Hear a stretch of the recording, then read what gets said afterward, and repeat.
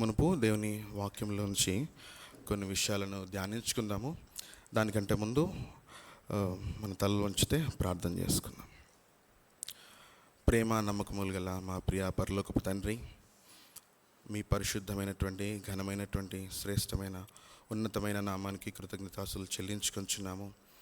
పరిశుద్ధుడు పరిశుద్ధుడు పరిశుద్ధుడు అని నిత్యము దూతల చేత పరలోకంలో పొగడబడుచున్నటువంటి నీవు మీ యొక్క మహిమను విడిచి ప్రభా మా మధ్యలో కృపాసత్య సంపూర్ణుడిగా నివసించినందుకు మళ్ళీ స్తుతిస్తున్నాము. అయినా మాకు కృపను ప్రభా దయచేసినందుకు మళ్ళీ స్తుతిస్తున్నాము. సత్యమును మాకు బయలుపరిచినందుకు మళ్ళీ స్తుతిస్తున్నాము.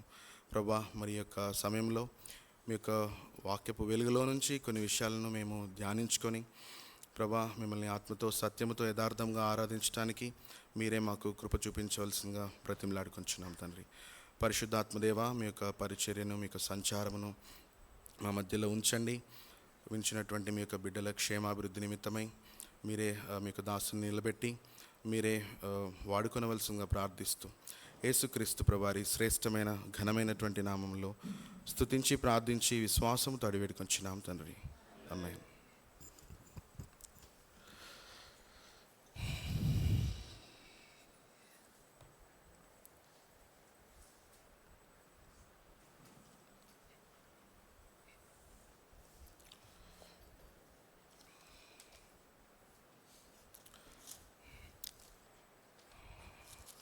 రండి నాతో పాటు 1 కొరింథీయులకు రాసిన పత్రిక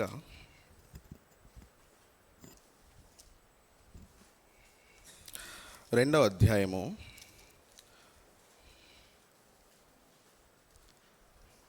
మన ముఖ్య పాఠ్యాంశంలోనికి వెళ్ళకముందు ఈ యొక్క మాటను చదువుకొని దీని తర్వాత మనము వెళ్దాం.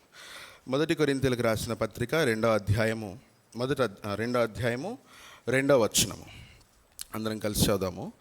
నేను యేసుక్రీస్తును అనగా సిలువ వేయబడిన యేసుక్రీస్తును తప్ప మరి దేనిని మీ మధ్య నిరక్కొందునని నిశ్చయించుకొంటిని.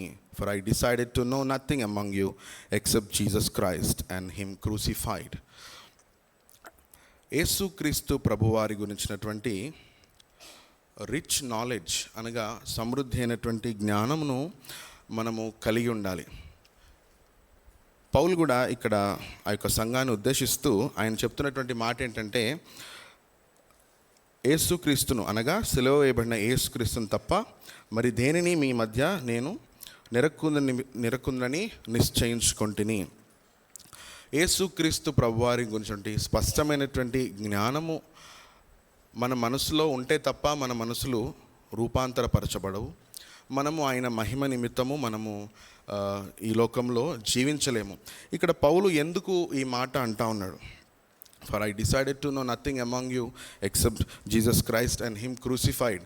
ఎందుకు సిలువ వేయబడినటువంటి యేసుక్రీస్తును తప్ప నేను ఏది మీ మధ్యలో ఎరక్కుందును గాక అని ఎందుకు అంటున్నాడు? ఎందుకంటే ఒకసారి పై వచనానికి వెళ్దాము. 1వ అధ్యాయము చివరి వచనము చివరి భాగము. ఎందుకంటే ఆ యేసుక్రీస్తు ఎవరంటే మనకు జ్ఞానమును నీతియు పరిశుద్ధతయు విమోచనం కాబట్టి. ఇక్కడ పౌలు ఏమంటా ఉన్నాడంటే ఆ యేసుక్రీస్తు ఎవరు? మనకు జ్ఞానము, wisdom, righteousness, sanctification and redemption. ఆయన మనకు జ్ఞానము, నీతియు, పరిశుద్ధత, విమోచనం కాబట్టి అట్టి యేసుక్రీస్తు ప్రభువారి గురించి స్పష్టమైనటువంటి జ్ఞానము మనము కలిగి ఈ లోకంలో జీవించాలి ఆయన మహిమ కొరకు అని చెప్తాను.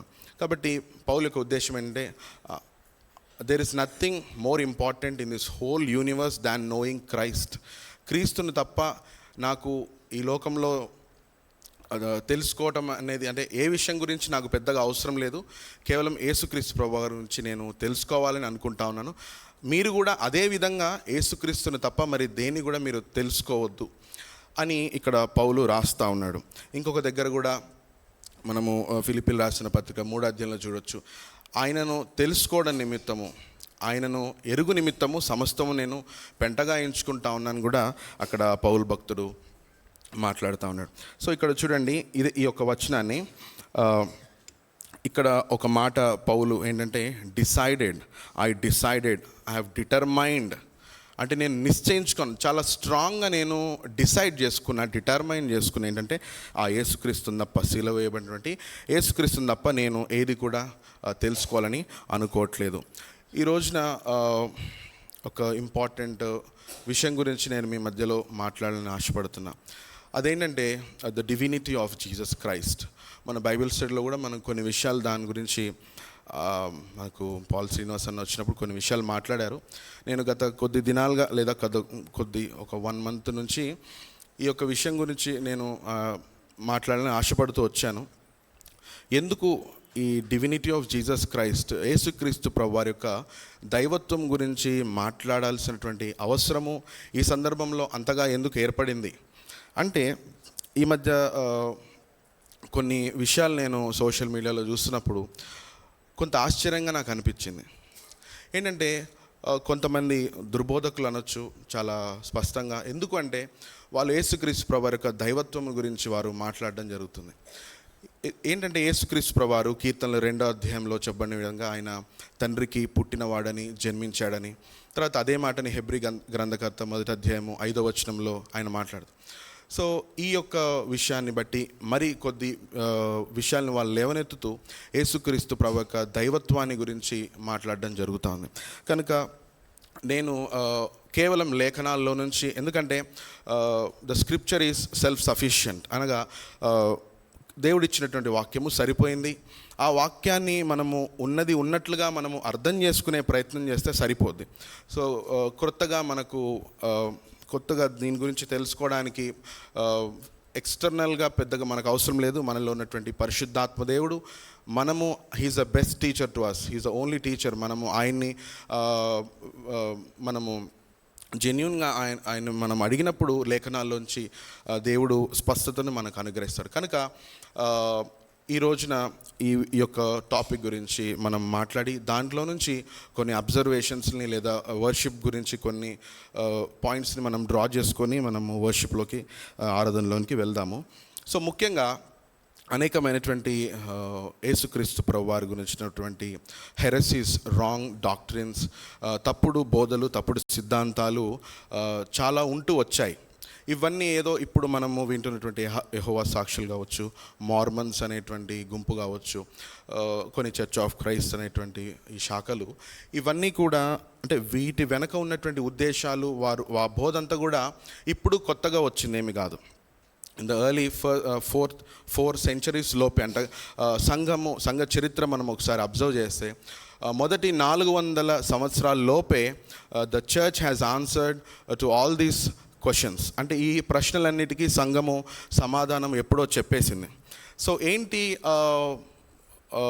మరి ఇప్పుడు వచ్చినవి ఏంటి అంటే, these are all the aberrations of the heretical groups floating here and there. అంటే ఇప్పుడు వచ్చినటువంటి ఈ యొక్క అబద్ధ బోధలు లేదా ఈ శాఖలు ఏంటంటే అందులో నుంచి వచ్చినటువంటి చిన్న ఎబరేషన్స్. సో అటువంటి కొన్ని రాంగ్ డాక్ట్రిన్స్ ఏమున్నాయి యేసుక్రీస్తు ప్రభువారిని గురించి, ఆయన దైవత్వాన్ని, ఆయన డివినిటీ గురించి కానీ, ఆయన యొక్క మానవత్వాన్ని గురించి, అంటే ఆయన యొక్క హ్యుమానిటీ గురించి ఉన్నటువంటి తప్పుడు బోధలేంటో ఈరోజు కొన్ని చూసి తర్వాత మనము ఆరాధన మెయిన్ దాంట్లోకి వెళ్దాం.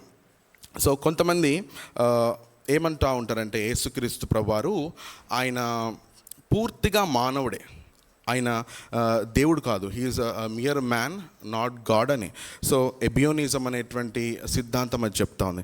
తర్వాత కొంతమంది ఆయన కేవలము మనిషి మాత్రమే, కానీ కొన్ని స్పెషల్ పవర్స్, ఆయనకి స్పెషల్గా కొన్ని పవర్స్ ఉన్నాయని. సో ఇంకొంతమంది ఏమంటూ ఉంటారంటే ఆయన మనిషి కన్నా చాలా తక్కువ, అలాగే దేవుడి కన్నా కూడా కొంచెం తక్కువ అని. ఇంకొంతమంది అడాప్షనిజం అనేటువంటి సిద్ధాంతం ఏం చెప్తుందంటే, యేసుక్రీస్తు ప్రభువారు ఆయన భూమి మీద ఉన్నప్పుడు ఆయన మనుష్య తెలివితేటల్ని, ఆయన చిత్తాన్ని పూర్తిగా, అసలు ఆయన తెలివితేటలు ఆయన పూర్తిగా వాడలేదు, పూర్తిగా తండ్రి యొక్క జ్ఞానంతో ఆయన జీవించాడు అని. ఈ విధంగా వివిధమైనటువంటి డాక్ట్రిన్స్, రాంగ్ డాక్ట్రిన్స్ని మనం చరిత్రలో చూడొచ్చు. ఇంకా డాస్టిసిజం అనేటువంటి సిద్ధాంతం ఏం చెప్తోందంటే, he just played a role of God the Son. ఆయన కుమారుడి యొక్క పాత్ర మాత్రమే పోషించాడు, ఆయన దేవుడు కాదు అని. ఈ విధంగా అనేకమైనటువంటి రకరకాలైనటువంటి దుర్బోధలు, మోనోథియిజం అని, అపోల్లోనేరియనిజం అని, ఈ విధంగా డిఫరెంట్ అబద్ధ బోధలు ఉన్నాయి. కాబట్టి ఈ హెరసీస్ లేదా ఈ యొక్క అబద్ధ బోధలన్నీ కూడా ఎక్కడి నుంచి ఉత్పన్నమయ్యాయి అంటే యేసుక్రీస్తు ప్రభువారి యొక్క దైవత్వాన్ని కానీ ఆయన యొక్క మానవత్వాన్ని కానీ సరిగ్గా అర్థం చేసుకోకపోని కారణం చేత, either not having proper knowledge of the divinity of God or not having the proper knowledge of humanity of God the Son. కాబట్టి ఈ రోజున లేఖనాలు యేసుక్రీస్తు ప్రభువు యొక్క దైవత్వాన్ని గురించి ఏం చెప్తా ఉన్నాయి మరియు ఆయన మానవత్వాన్ని గురించి ఏం చెప్తా ఉన్నాయి అనేటువంటి విషయాల్ని మనము లేఖనాల్లోంచి చూసే ప్రయత్నం చేద్దాం. రండి, ఫిలిప్పీలు రాసిన పత్రిక,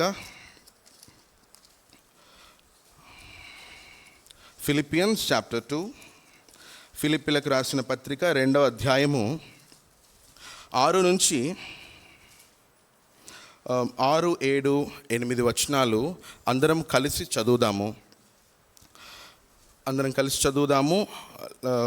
లేదా నేను చదువుతాను, మీ భాగము అంటే వచనం మార్చి వచనం చదువుదాము. దయచేసి చదివేటప్పుడు చాలా కేర్ఫుల్గా ఒక్కొక్క పదము చదవడానికి ప్రయత్నించండి. ఈ రోజున ఒక్కొక్క పదాన్ని నేను ఈ 3 వచనాల్లో ఉన్నటువంటి ఒక్కొక్క పదాన్ని వివరించే ప్రయత్నం చేస్తాను. 6 నుంచి ఫిలిప్పీలు రాసిన పత్రిక 2వ అధ్యాయం 6 నుంచి 8 వచనాలు. ఆయన దేవుని స్వరూపము కలిగిన వాడయ్యుండి దేవునితో సమానముగా ఉండుట విడిచిపెట్టకూడని భాగ్యమని ఎంచుకొనలేదు, కానీ మనుషుల పోలికగా పుట్టి దాసుని స్వరూపము ధరించుకొని తన్ను తానే రిక్తునిగా చేసుకొనెను. మరియు ఆయన ఆకారమందు మనుష్యుడిగా కనబడి మరణము పొందునంతగా, అనగా సిలువ మరణము పొందునంతగా విధేయత చూపిన వాడై తన్ను తాను తగ్గించుకొనెను. So today the focus of my sermon, అంటే నేను చెప్పాలనుకున్నటువంటి ఈ యొక్క మెసేజ్లో ద మెయిన్ పాయింట్ ఏంటంటే తనను తాను రిక్తునిగా చేసుకున్నాడు. ఈ రిక్తునిగా చేసుకొనటం, దేవుడు తన్ను తాను రిక్తునిగా చేసుకోవడం అంటే ఏంటి అనే విషయాన్ని మనం ధ్యానిద్దాము.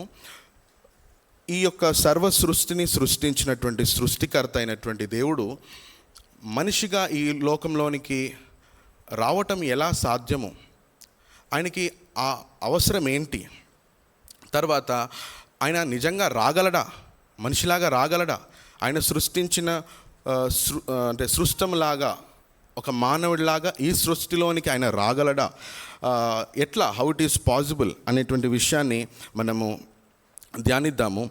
సో ఇక్కడ ఒక్కొక్క వర్డ్ని, ఒక్కొక్క పదాన్ని మనము ధ్యానించే ప్రయత్నం చేద్దాము. ఇక్కడ ముఖ్యంగా నేను ఇందా చెప్పినట్టు రిక్తునిగా తన్ను తాను చేసుకున్నాడు, రిక్తునిగా తన్ను తాను చేసుకున్నాడు. మనకు తెలుగులో చాలా క్లియర్గా రిక్తునిగా చేసుకున్నాడని ఉంది. కొన్ని ఇంగ్లీష్ ట్రాన్స్లేషన్స్లో చూస్తే NASB, ESV, హోల్మ్యాన్ బైబిల్స్లో చూస్తే హీ ఎంప్టీడ్ హిమ్సెల్ఫ్ అనగా ఖాళీ చేసుకున్నాడు, తను తాను ఖాళీ చేసుకున్నాడు. తర్వాత KJV, NKJVలో చూస్తే ఇంకొంచెం మీనింగ్ని they try to extract the meaning out. He made himself as no reputation, అంటే తను తాను ప్రాముఖ్యత లేనివాడిగా చేసుకున్నాడని. NIVలో చూస్తే హీ మేడ్ హిమ్సెల్ఫ్ నథింగ్, అంటే నిరర్ధకంగా, స్వల్పంగా, ప్రాముఖ్యత లేనివానిగా, ఒక శూన్యముగా తన్ను తాను చేసుకున్నటువంటి దేవుడు. ఎలా సాధ్యం? సర్వ పరిపూర్ణత కలిగినటువంటి దేవుడు, స్వయంభవుడైనటువంటి దేవుడు, ఎవరి మీద ఆధారపడినటువంటి దేవుడు, దేని మీద, ఎవరి మీద, ఏ సమయంలో, ఎక్కడ కూడా ఆధారపడినటువంటి దేవుడు తన్ను తాను ఏ విధంగా ఖాళీ చేసుకోనగలడు, ఏ విధంగా తను తాను ప్రాముఖ్యత లేని వానిగా, నిరర్ధకమైనటువంటి వానిగా, స్వల్పంగా, ఏ విధంగా శూన్యంగా చేసుకున్నాడు అనే విషయాన్ని చూద్దాము.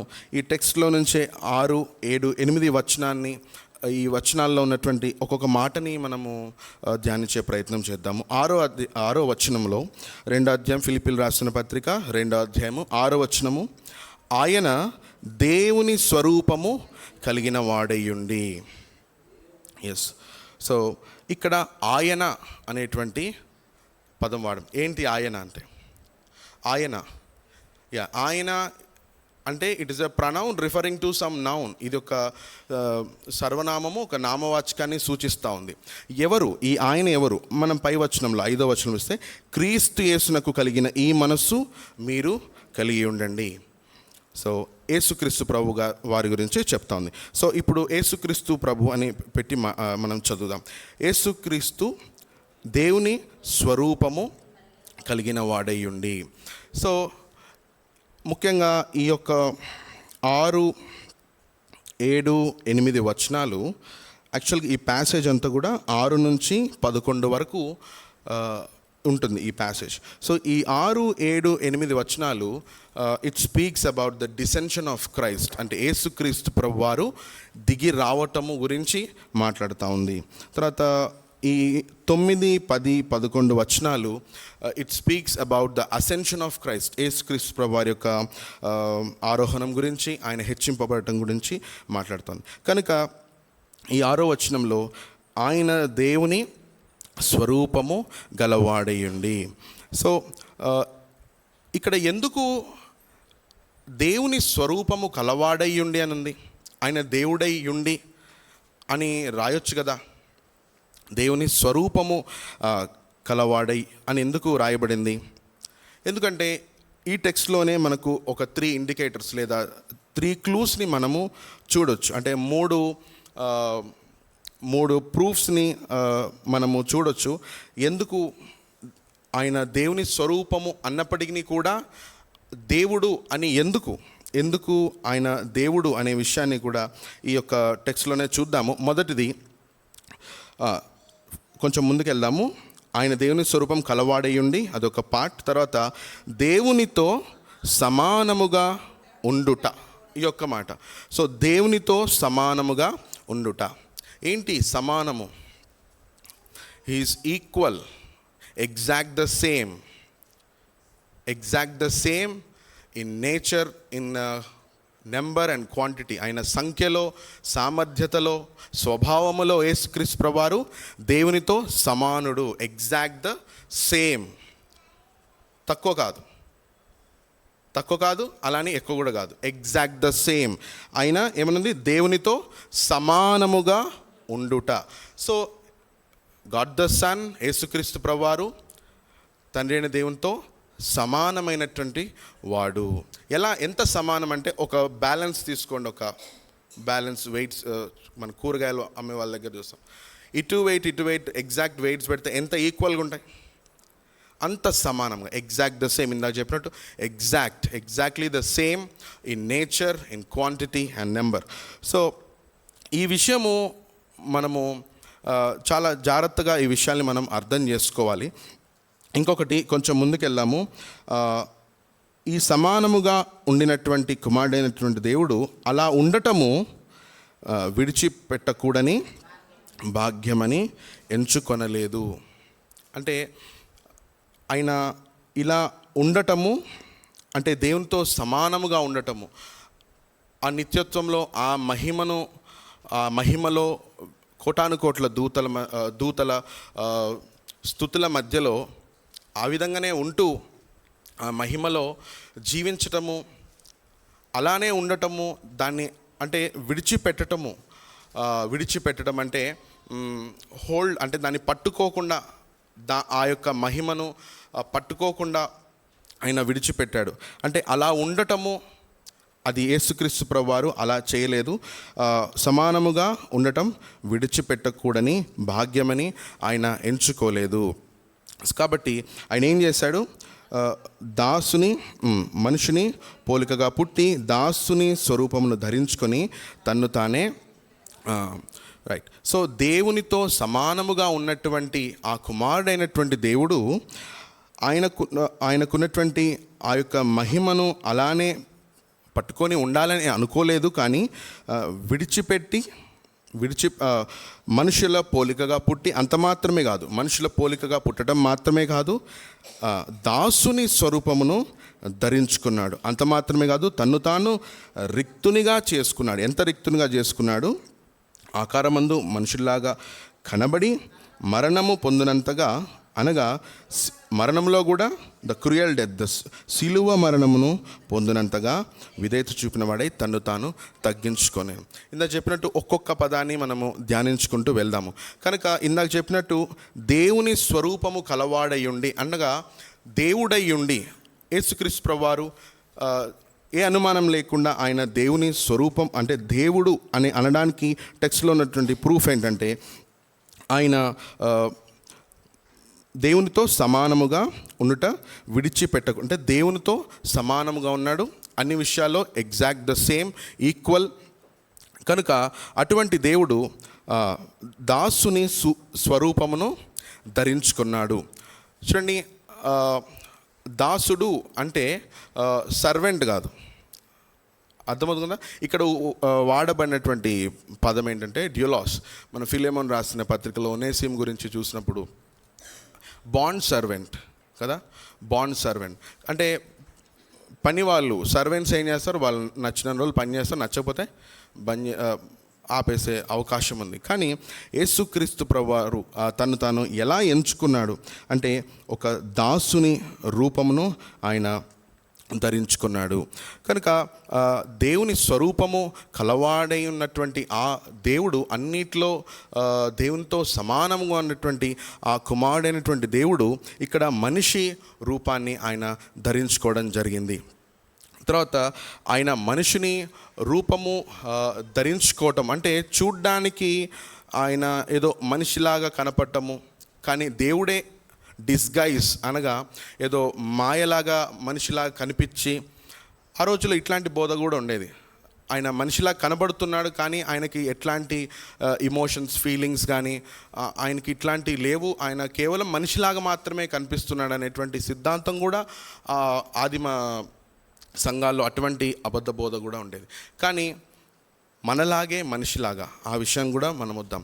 కనుక ఈ దేవుని స్వరూపం కలిగినటువంటి యేసుక్రీస్తు ప్రభువారు దేవునితో సమానముగా ఉన్నటువంటి ఆ దేవుడు అలా ఉండటం విడిచిపెట్టకూడని భాగ్యమని ఎంచుకోకుండా మనిషిని పోలికగా ఆయన పుట్టాడు.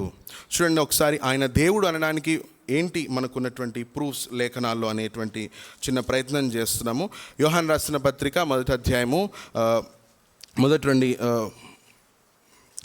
రెండు వచనాలు. ఆదియందు వాక్యముండెను, వాక్యము దేవుని యొద్ద ఉండెను, వాక్యము దేవుడై ఉండెను. సో ఇక్కడ వాక్యము అనగా గమనించండి, మన చేతిలో ఉన్నటువంటి ఈ బైబిల్ గురించి చెప్పట్లేదు, ఓకేనా? వాక్యము గాడ్ ద సన్ గురించి చెప్పబడతా ఉంది. ఎందుకంటే యేసుక్రీస్తు ప్రభువారికి వాక్యము అనేటువంటి నామము పెట్టబడింది. ఆదియందు వాక్యముండెను, వాక్యము దేవుని యొద్ద ఉండెను, వాక్యమే దేవుడై ఉండెను. అర్థమవుతుంది కదా? మరి ఆ వాక్యము కొంచెం కిందికి వద్దాము. 14వ వచనము, ఆ వాక్యము శరీరధారి అయి కృపా సత్య సంపూర్ణుడిగా మన మధ్య నివసించెను. That word became flesh and dwelt among us. ఆ వాక్యమైనటువంటి ఆ కుమారుడైనటువంటి దేవుడు లేదా వాక్యమను నామము కలిగినటువంటి కుమారుడైనటువంటి దేవుడు మన మధ్యలోకి కృపా సత్య సంపూర్ణుడిగా మన మధ్యలో నివసించను. మరి కృప మానవులందరికీ ఎవరు ఇవ్వగలరు? దేవుడు మాత్రమే ఇవ్వగలడు. కృపను సమృద్ధిగా అందరికీ దయచేసేవాడు దేవుడే. కృప సత్యమును అందరికీ ప్రకటించేది, సర్వసత్యంలోనికి నడిపించేది, సత్యమును బయలుపరిచేది దేవుడు మాత్రమే. మరి భూమి మీదకి వచ్చింది కుమారుడైనటువంటి దేవుడు కృపా సత్య సంపూర్ణుడిగా మన మధ్యలో ఆయన నివసించాడు. ఎందుకు రావాలి ఇక్కడ? ఆయన ఎందుకు దేవుడు, ఆయన డివినిటీ గురించి మనం డిస్కస్ అంటే నేను చెప్పే ప్రయత్నం చేస్తున్నా ఈ టెక్స్ట్లో. ఎందుకు రావాలి? మనము నశించిపోవటము, మానవులు తమ యొక్క పాపములో, తమ యొక్క దుస్థితిలో నాశనమైపోవటము, నరకానికి వెళ్ళటము ఆ దేవునికి ఇష్టం లేదు కదా. అనంతమైనటువంటి మానవులు అంటే అనంతం ఇన్ ద సెన్స్ అనంతమైనటువంటి పాపములు చేసేటువంటి ఈ యొక్క శిక్షను భరించి మానవుల కొరకు ప్రాయశ్చిత్తమైపోయి చనిపోవాలి అంటే ఆయన దేవుడు మాత్రమే చేయగలడు. కాబట్టి భూమి మీదకి వచ్చింది గాడ్, దేవుడు.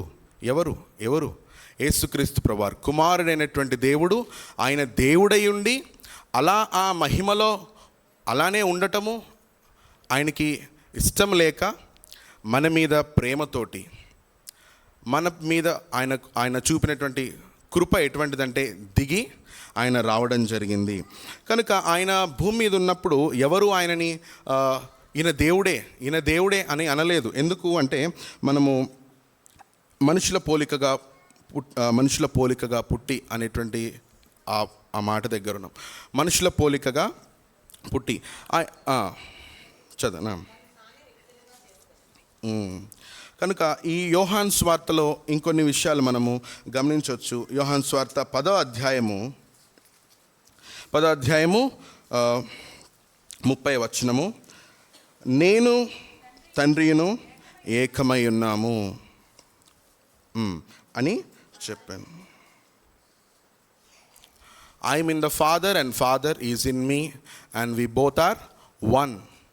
నేను తండ్రి ఒకటే, మేము ఏకమై ఉన్నాము అంటే ఏంటి అర్థము? I'm God. ఇప్పుడున్న వాళ్ళకి చాలామందికి అర్థం కావట్లేదు, కానీ ఆ రోజుల్లో ఉన్నటువంటి వాళ్ళు ఏం చేశారు? కింద వచ్చిన 31వ వచనంలో చూడండి. ఈ మాట అన్న వెంబటే యూదులు ఆయన కొట్టాలి, మరలా రాళ్ళు చేతపట్టు. ఎందుకు? గాడ్ దస్ అంటే జీసస్ క్రైస్ట్, యేసుక్రీస్తు ప్రభువారు, he's claiming himself that he himself is God. నేనే దేవుడిని ఆయన క్లెయిమ్ చేస్తున్నాడు. కాబట్టి ఆ యూదులు రాళ్ళు తీసుకొని కొట్టాలని ప్రయత్నించారు. ఇంకొంచెం ముందుకెళ్ళాం. 17వ అధ్యాయంలో కూడా ఏమని రాయమంటే, సర్వశరీరుల మీద నాకు అధికారము ఇవ్వబడి ఉంది. సర్వశరీరుల పైన అధికారం ఎవరికి ఉంటుంది? దేవునికి తప్ప. కాబట్టి సర్వశరీరుల పైన నాకు అధికారం ఉంది అంటా ఉంది. తర్వాత 20వ అధ్యాయము ఇక్కడ అపోస్తలుడైన తోమా కూడా యేసుక్రీస్తు ప్రభువాన్ని ఏమని సంబోధిస్తున్నాడు చూడండి. 20వ అధ్యాయము 28వ వచనము. అందుకు తోమా ఆయనతో, నా ప్రభువా నా దేవా, my Lord and my God.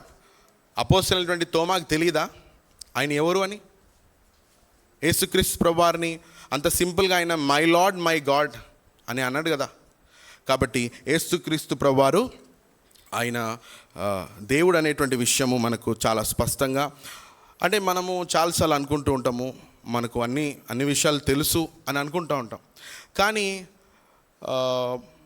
అపోస్తలుడైనటువంటి పౌలు అపోస్తల కార్యంలో ఏమనంటాడు? చివరి రోజుల్లో క్రూరమైన తోడేళ్ళు, అబద్ధ బోధ ప్రకటించేటువంటి తోడేళ్ళు మన మధ్యలో నివసిస్తుంది. కాబట్టి సంఘం యొక్క బాధ్యత ఏంటంటే మందను కాపాడుకోవటం, మందకి సరైనటువంటి బోధ చేయడం. కాబట్టి మనకు అన్ని విషయాలని తెలుసు అని మనం అనుకోవడానికి లేదు. ఎందుకంటే మనము నమ్మేటువంటి విశ్వాసాన్ని గురించి ఎవరైనా మనల్ని ప్రశ్నించినప్పుడు కానీ మనము వారికి సాత్వికంతో, వినయంతో వారికి మనము we have to defend our faith, అనగా మన యొక్క విశ్వాసాన్ని మనము ఎందుకు మనం ఇలా నమ్ముతున్నాము, ఎందుకు ఈ విషయాలనేటువంటి మనము చెప్పగలగాలి.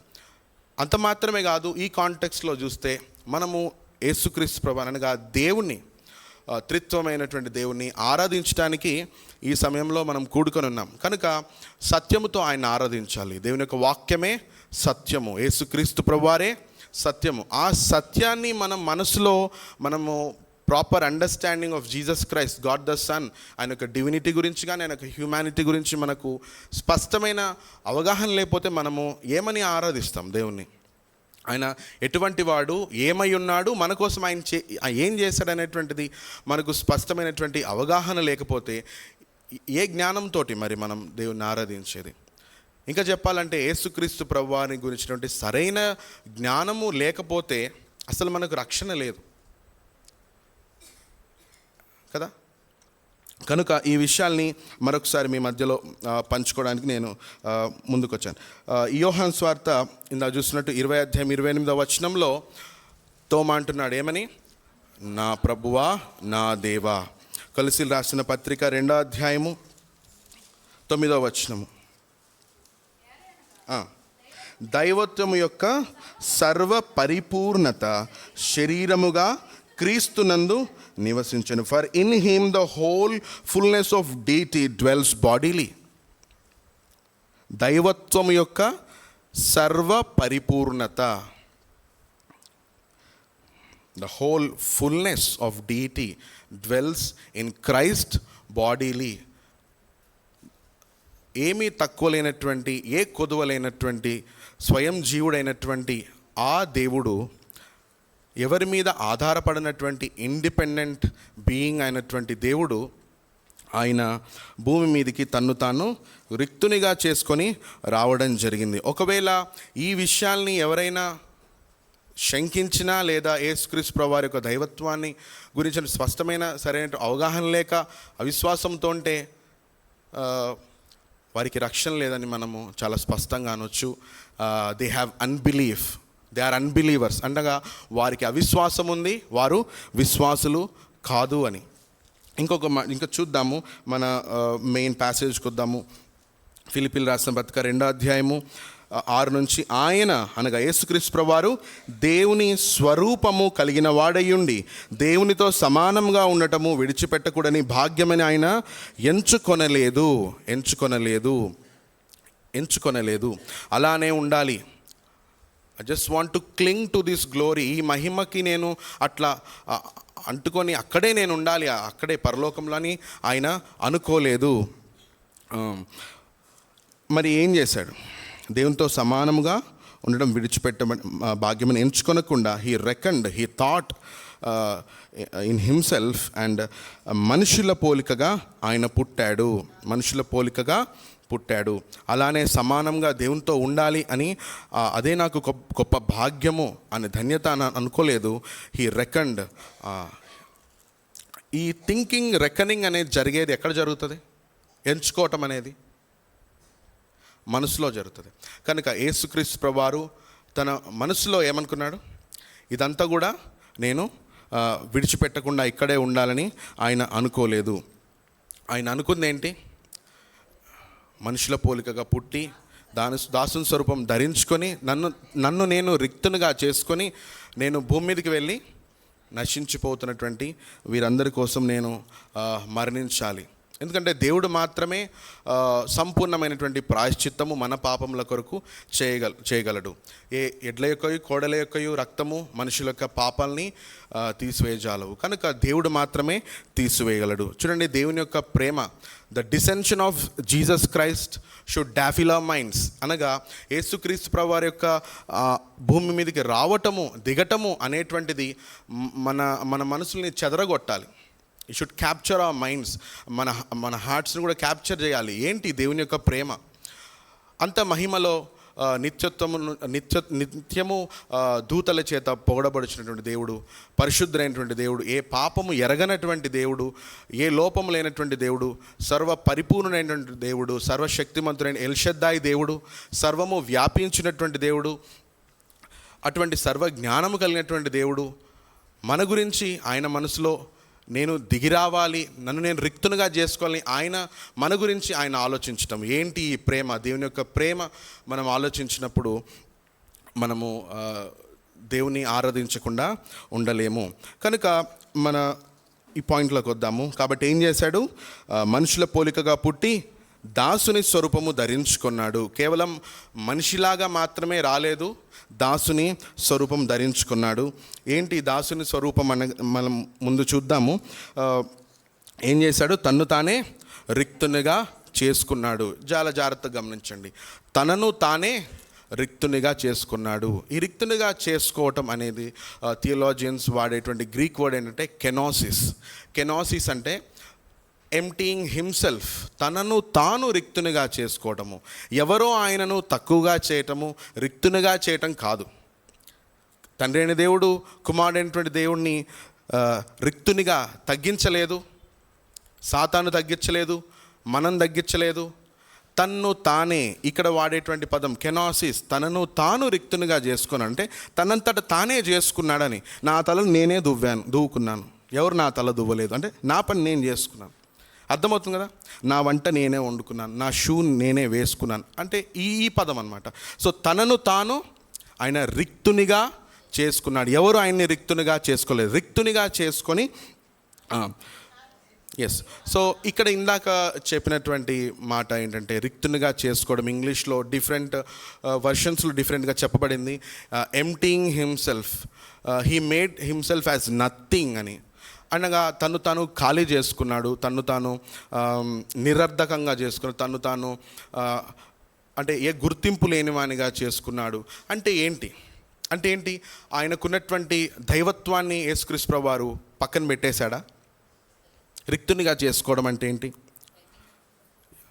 తగ్గించుకోవడం అంటే తనలో ఉన్నటువంటి దైవత్వాన్ని, ఆ మహిమను అంతా కూడా పక్కన పెట్టేసి అంటే కేవలం మానవుడిలాగే 100% మ్యాన్ లాగా, కేవలం 100% మ్యాన్ లాగా భూమి మీదకి వచ్చాడా? చూద్దాం. సో ఈ రిక్తునిగా చేసుకోవటము అనేటువంటి మాటను, ఈ యొక్క పదం మీకు అర్థమవడానికి I just want to use an illustration, అంటే ఒక చిన్న ఉదాహరణను మీ మధ్య చెప్పాలని ఆశపడుతున్నాను. ఒక 24 క్యారెట్ గోల్డ్ కాయిన్ తీసుకోండి. ఒక 24 క్యారెట్ గోల్డ్ కాయిన్, అది పర్ఫెక్ట్ కదా, అందులో ఏ మలినం లేదు. 24 క్యారెట్, 22 క్యారెట్లైనా ఒక 9% కాపర్ ఏదో కలుస్తుంది. సో 24 క్యారెట్ గోల్డ్ని ఒక బంకలో, ఒక మట్టిలో పెట్టేసేయండి. దాని చుట్టూ మొత్తం అద్దండి మట్టితోటి. అది ఆరిన తర్వాత అందరికి చూపించండి. చూసిన వాళ్ళందరూ ఏమంటారు? అబ్బా ఎంత బాగుంది gold coin, 24 carats gold coin అంటారా? నో. ఇప్పుడు చెప్పొచ్చు, ఈ గోల్డ్ కాయిన్ ఏం చేసింది? తన్ను తాను ఖాళీ చేసుకుంది. ఏ ప్రాముఖ్యత లేని దానిగా ఈ బంగారపు నాణెం చేసుకుంది అని చెప్పొచ్చు. సో ఈ ఖాళీ చేసుకోవడము, రిక్తునిగా చేసుకోవడం అంటే it doesn't mean that subtracting something or removing something from God, but it is by adding something. It is a subtraction by adding something to himself. అంటే యేసుక్రీస్తు ప్రభువారు తన్ను తాను ఏదో తీసివేసుకొని రిక్తునిగా చేసుకోలేదు, తన దైవత్వానికి ఏదో యాడ్ చేసుకొని ఆయన తన్ను తాను రిక్తునిగా చేసుకున్నాడు. ఏం యాడ్ చేసుకున్నాడు? ఆయన దైవత్వానికి మానవత్వాన్ని యాడ్ చేసుకున్నాడు. He added humanity to his divinity. ఎన్నో లిమిటేషన్స్ కలిగినటువంటి, ఎన్నో బలహీనతలు కలిగినటువంటి, ఎన్నో లోపములు, పరిమితులు కలిగినటువంటి ఈ యొక్క మానవ దేహాన్ని తన దైవత్వానికి కలుపుకోవడానికి ఆయన ఇష్టపడ్డాడు. కనుక తనను తాను రిక్తునిగా చేసుకున్నాడు. ఎంత రిక్తునిగా ఆయన తను తాను చేసుకున్నాడు? భూమి మీద ఉన్నప్పుడు ఆయనకి ఉండడానికి ఇల్లు లేదు. ఆయన తన కోసం తాను ఏమీ సంపాదించుకోలేదు, తన కోసం తాను ఏమీ దాచుకోలేదు. ఆయన ఒక దగ్గరికి వెళ్ళాలంటే నడుచుకుంటూ వెళ్ళాల్సి వచ్చింది. ఒకసారి యెరూషలేముకి వెళ్ళాలంటే ఆయనకి ఏ వాహనం లేదు, గాడిద కోసం వేరే వాళ్ళని అడగాల్సి వచ్చింది. తర్వాత చివరి రాత్రి భోజనం శిష్యులతో కలిసి చేయాలంటే ఇల్లు లేదు, వేరే వాళ్ళ ఇంటిని అడగాల్సి వచ్చింది. ఆయన తలదాచుకోవడానికి కూడా ఆయనకి లేదు. కనుక ఒక సంపూర్ణమైనటువంటి 100% గాడ్ అయినటువంటి దేవుడు 100% హ్యూమన్గా ఎలా అయ్యాడు అంటే, ఒక శిశువులాగా మనందరిలాగే తల్లి గర్భంలో ఆయన జన్మించాడు. రక్తమాంసములలో ఆయన పాలివాడయ్యాడు. తర్వాత ఆయన మనలాగే నడవటం నేర్చుకున్నాడు, మనలాగే చిన్నపిల్లలాగే ఆయన పాకాడు. He crawled like a baby. తర్వాత ఆయన మనలాగే ఆయన ఎదిగాడు. వాక్యంలో ఉంది కదా, ఆయన వయస్సు దేవుని యొక్క జ్ఞానమందును మనుషుల దయందును వయస్సు జ్ఞానమందు ఆయన ఎదుగుతూ వచ్చాడు. ఆయన 8వ నెల ప్రాబబ్లీ వాళ్ళ తల్లిదండ్రులు యేసుక్రీస్తు ప్రభువారిని యెరూషలేములోనికి తీసుకొని వెళ్ళారు. అక్కడ సీమోను అక్కడ ఆయనకి పేరు పెట్టడం కూడా జరుగుతుంది. అంటే మోసుకొని వెళ్ళారు బేబీలాగా ఉన్నప్పుడు యేసుక్రీస్తు ప్రభువారిని. ఆయన నడిచాడు, ఆయన కూడా బాధపడ్డాడు, ఆయనకి చాలాసార్లు ఆకలేసింది, ఆయన అలసిపోయి పడుకున్నాడు చాలాసార్లు. ఆయనకి కోపం వచ్చింది. యెరూషలేములో వ్యాపారాలు చేస్తుంటే ఆయనకి కోపం వచ్చింది. తర్వాత ఆయన జాలిపడ్డాడు, ఆయన కన్నీరు విడిచాడు. కనుక యేసుక్రీస్తు ప్రభువారు ఇంకా చెప్పాలంటే ఆయన శోధింపబడ్డాడు సాతాను చేత. కనుక 40 రోజులు ఉపవాసం ఉన్నప్పుడు అరణ్యంలో శోధించబడ్డాడు. కనుక యేసుక్రీస్తు ప్రభువారు కేవలం దేవుడిగానే అలా ఉంటూ భూమి మీదకి కేవలం దేవుడిగా మాత్రమే అంటే ఒక 100% మ్యాన్గా ఆయన వచ్చాడు. నా పాయింట్ అర్థమవుతుంది కదా. ఆయన దేవుడై ఉండి 100% గాడ్ అయి ఉండి 100% మ్యాన్ లాగా భూమి మీదకి వచ్చాడు. ఇంకా ఈ యొక్క విషయం గురించి మీకు ఇంకొక విషయం చెప్తాను. ఏంటంటే యేసుక్రీస్తు ప్రభువారు ఆయన మహిమను ఎక్కడ కూడా విడిచిపెట్టకుండా ఆయన మానవత్వాన్ని ఆయన కలుపుకున్నాడు, దైవత్వాన్ని విడిచిపెట్టకుండా. ఇది ఎలా చెప్పొచ్చు అంటే లేఖనాల ఆధారంగా ఒకసారి యేసుక్రీస్తు ప్రభువారు తన మహిమను శిష్యులకు చూయించాడు కదా. మత్తయి సువార్త 17:6 తీయాల్సిన అవసరం లేదు. ఒకసారి హీ అన్వెయిల్డ్ హిస్ గ్లోరీ. ఒక్కసారి తాను ఎవరు అక్కడ కూడా యేసుక్రీస్తు ప్రభువారు ఎట్లా రిక్తుడిగా చేసుకున్నాడంటే తన చిత్తాన్ని ఆయన వాడలేదు. చూద్దాం ఒకసారి మత్తయి సువార్త. తన చిత్తం అంటే తనకిష్టం వచ్చినట్టు ఎప్పుడంటే అప్పుడు ఆయన మహిమని రివీల్ చేసుకోవడానికి ఆయన ఇష్టపడలేడు, అంతగా తగ్గించుకున్నాడు. చూడండి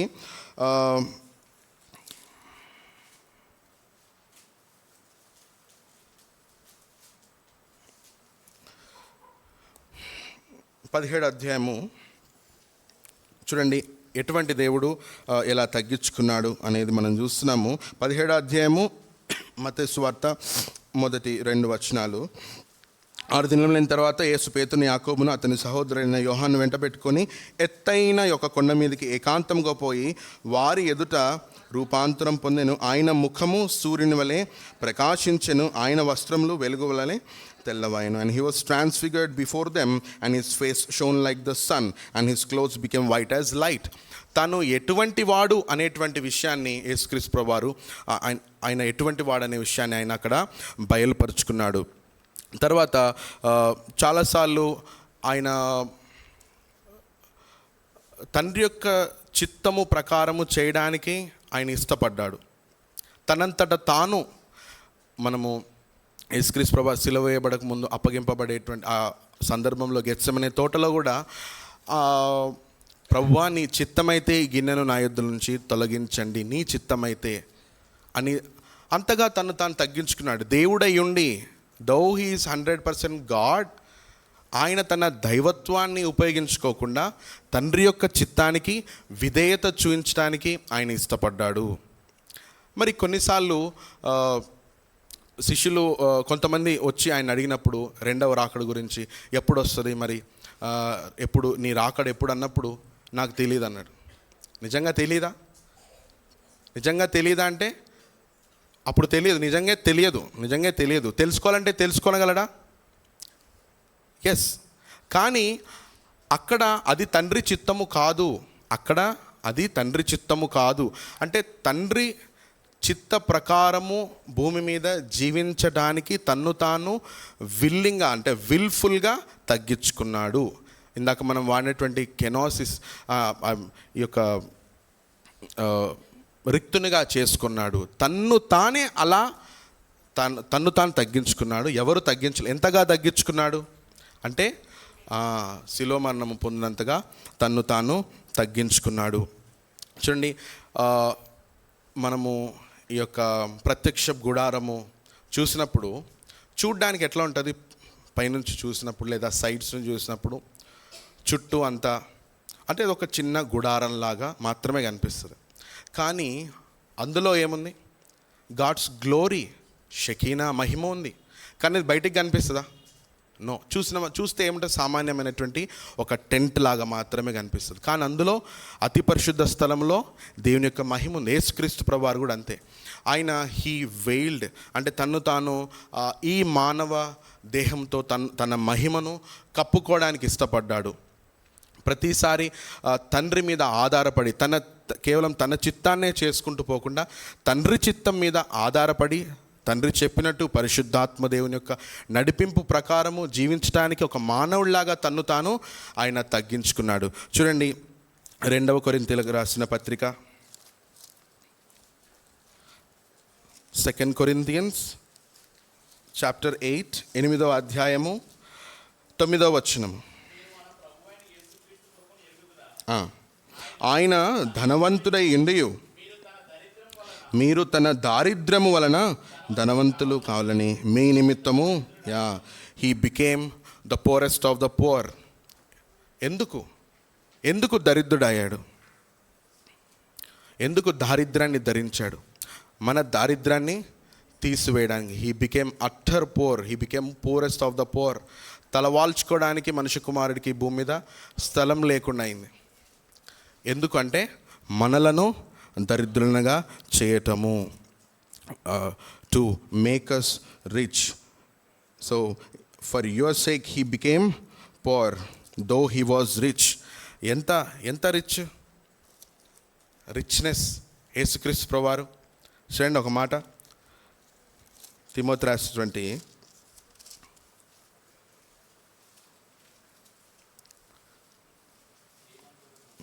చదండి. శ్రీమంతుడు, అద్వితీయుడు, సర్వాధికారి. చాలండి.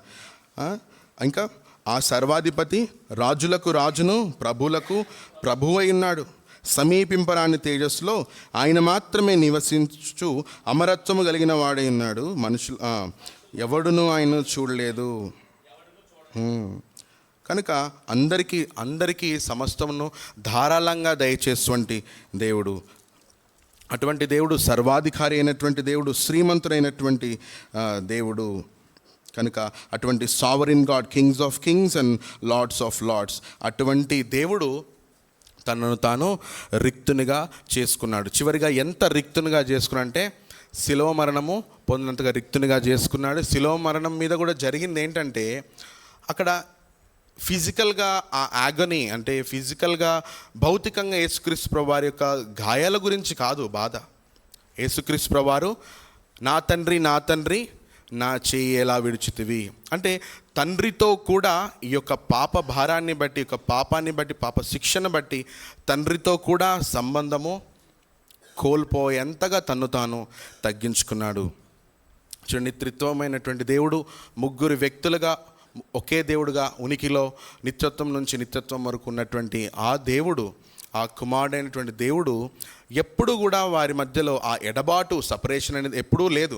కానీ మన యొక్క పాపములను భరించి తను తాను రిక్తునిగా చేసుకోవడం, తను తాను తగ్గించుకున్న కారణం చేత యేసుక్రీస్తు ప్రభువారు తన తండ్రితో ఉన్నటువంటి సంబంధాన్ని కూడా ఆయన విడిచిపెట్టడం జరిగింది. కనుక అటువంటి దైవత్వం యొక్క సర్వ సంపూర్ణత కలిగినటువంటి ఆ దేవుడు శరీరధారిగా ఆయన శరీరాన్ని ధరించుకోవటం మాత్రమే కాదు, ఆయన దాసుని స్వరూపము ధరించుకోవడం మాత్రమే కాదు, తను తాను ఎంతగా తగ్గించుకున్నాడంటే మరణంలో కూడా శిలువ మరణము పొందినంతగా తన్ను తాను తగ్గించుకున్నాడు. సో ఎప్పుడు మన ఆరాధన సరైనదిగా ఉంటుందంటే, ఈ యేసుక్రీస్తు ప్రభువాని గురించినటువంటి సత్యము అంటే ఈ జ్ఞానము మనకు ప్రాపర్గా ఉన్నప్పుడు యథార్థంగా మనము ఆయన్ని ఆరాధించవచ్చు. కాబట్టి Jesus Christ is 100% God and also 100% man. కొంత శాతము మనిషి, చాలా ఎక్కువ శాతము దేవుడు కాదు. చాలా ఎక్కువ శాతము మనిషే, కానీ కొన్ని దేవుని యొక్క స్పెషల్ పవర్స్తో ఈ అద్భుతాలు కానీ భూమి మీద ఉన్న సూచక్రియలు, చనిపోయిన వాడిని తిరిగి లేపటము ఆయన చేశాడా? నో. ఇది రాంగ్ డాక్ట్రిన్. రైట్ డాక్ట్రిన్ ఏంటంటే వాట్ వి బిలీవ్. మనం ఏం నమ్ముతున్నాము? Jesus Christ is 100% God. Though he is 100% God, he wilfully తను తాను ఎంతగా తగ్గించుకున్నాడు. He emptied, he made himself as nothing. ఎంతగా అంటే 100% మ్యాన్గా లిమిటేషన్స్ తోటి భూమి మీదకి రావడానికి తను తాను అంతగా తగ్గించుకున్నాడు. కాబట్టి యేసుక్రీస్తు ప్రభువారు తనలో ఉన్నటువంటి దైవత్వాన్ని తీసి పక్కన పెట్టడం అనేటువంటిది అది జరగదు. ఎవరు కూడా ఆయన దైవత్వాన్ని ఆయనలోంచి తీసివేయలేరు. కేవలము 100% గాడ్ అయినటువంటి యేసుక్రీస్తు ప్రభు, కుమారుడైనటువంటి దేవుడు మానవత్వాన్ని తనకు యాడ్ చేసుకున్నాడు. యాడ్ చేసుకోవటాన్ని బట్టి ఆయన తను తాను రిక్తునిగా చేసుకున్నాడు. మరొకసారి ఈ యొక్క లేఖన భాగాలన్నీ చదువుకొని మనము ఈ యొక్క ధ్యానాన్ని ముగిద్దాము. ఫిలిప్పీలు రాసిన పత్రిక